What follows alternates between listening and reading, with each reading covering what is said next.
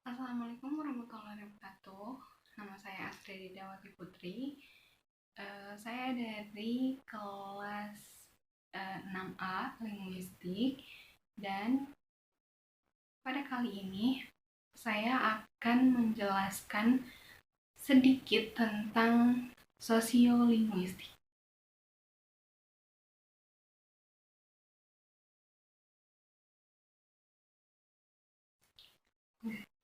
Untuk sosiolinguistik merupakan kajian tentang bahasa yang dikaitkan dengan kondisi kemasyarakatan.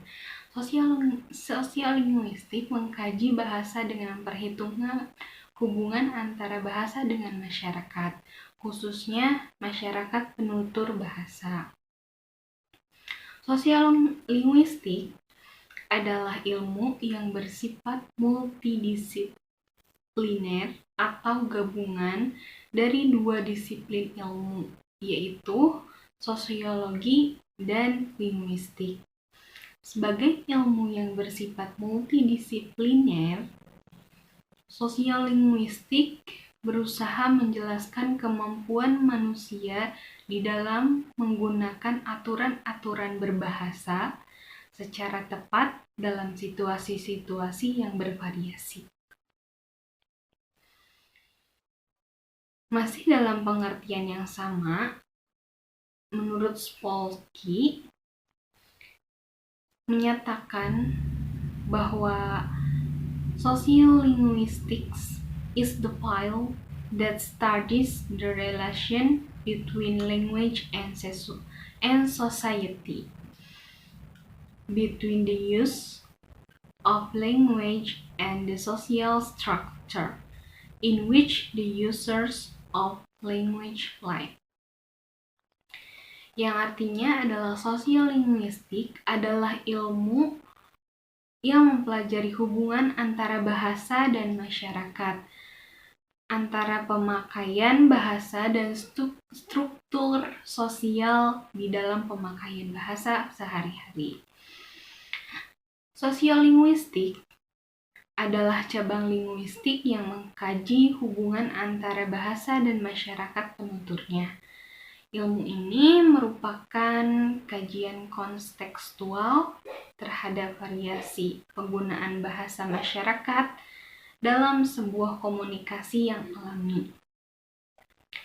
Variasi dalam kajian ini merupakan masalah pokok yang dipengaruhi atau mempengaruhi perbedaan aspek sosiokultural dalam masyarakat. Kelahiran sosiolinguistik ini merupakan buah dari perdebatan panjang dan melelahkan dari berbagai generasi dan aliran. Puncak ketidakpuasan kaum yang kemudian menamakan diri yang dipelopori oleh Chomsky tidak mengakui realitas sosial yang sangat heterogen dalam masyarakat. Oleh Chomsky dan pengikutnya ini, heterogenitas berupa status sosial yang berbeda, umur, jenis, kelamin, latar belakang, suku bangsa, pendidikan, dan sebagainya diabaikan sebagai faktor yang sangat berpengaruh dalam menentukan pilihan-pilihan berbahasa. Berpijak dari paradigma ini, sosiolinguistik berkembang ke arah studi yang memandang bahwa bahasa tidak dapat dijelaskan secara memuaskan tanpa melibatkan aspek-aspek sosial yang mencirikan masyarakat.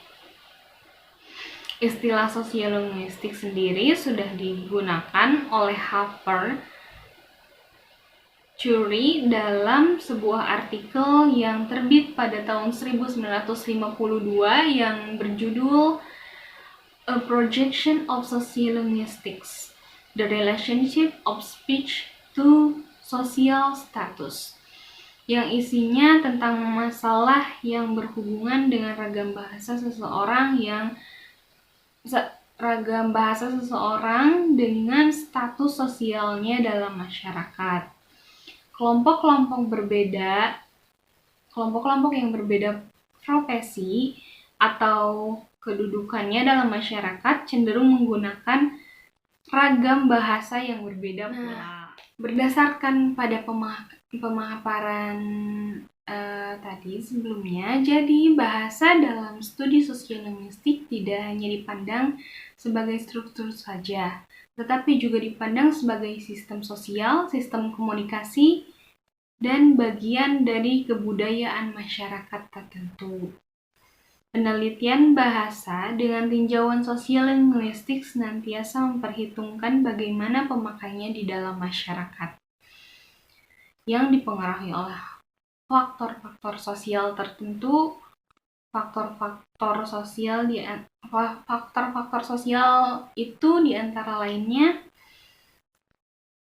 ada status sosial, tingkat pendidikan, umur, tingkat ekonomi, agama, jenis kelamin, dan lain-lain. Selain itu, bentuk bahasanya juga dipengaruhi oleh faktor situasional. Misalnya, siapa yang berbicara, bagaimana bentuk bahasanya, kepada siapa, di mana, kapan, dan mengenai masalah. Keadaan sosiolinguistik di Indonesia adalah merupakan negara kepulauan yang memiliki beribu-ribu suku bangsa, dan setiap suku bangsa pasti memiliki bahasa tersendiri. Dengan kata lain, bahasa yang terdapat di Indonesia jumlahnya ribuan. Bahasa yang digunakan di masyarakat Indonesia dapat dibagi menjadi 3 golongan, yaitu bahasa ibu, bahasa daerah. Yang kedua ada bahasa Indonesia, bahasa nasional, dan yang ketiga adalah bahasa asing. Adanya 3 bahasa tersebut menyebabkan masyarakat Indonesia menjadi bilingual, bahkan multilingual. Abdul Chaer mengatakan bahwa apabila 2 bahasa atau lebih digunakan secara bergantian oleh penutur bahasa tersebut bisa dikatakan saling kontak. Kontak bahasa terjadi dalam diri penutur secara individual dalam masyarakat. Kontak bahasa antar individu juga terjadi di masyarakat Indonesia. Jadi, kontak bahasa ini terjadi dalam konteks sosial. Kontak bahasa itu terjadi dalam situasi konteks sosial, yaitu situasi seorang belajar bahasa kedua di dalam masyarakatnya. Dalam situasi seperti itu dapat dibedakan antara situasi belajar bahasa, proses pemerolehan bahasa, dan orang belajar bahasa. Dalam situasi belajar bahasa terjadi kontak bahasa sehingga proses pemerolehan bahasa kedua tersebut disebut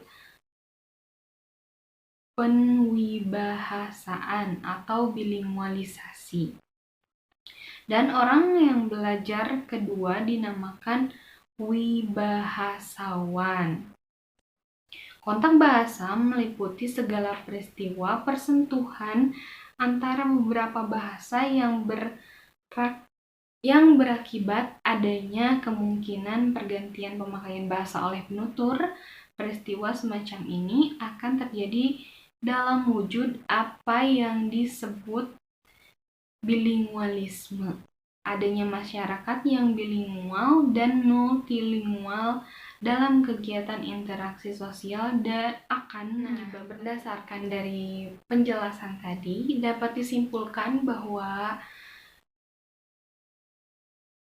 keadaan sosiolinguistik di Indonesia yaitu adanya 3 golongan penggunaan bahasa yang digunakan di masyarakat Indonesia, yaitu bahasa ibu, bahasa daerah, yang kedua bahasa Indonesia sebagai bahasa nasional, dan yang ketiga adalah bahasa asing. Dari ketiga golongan tersebut terjadi kontak bahasa.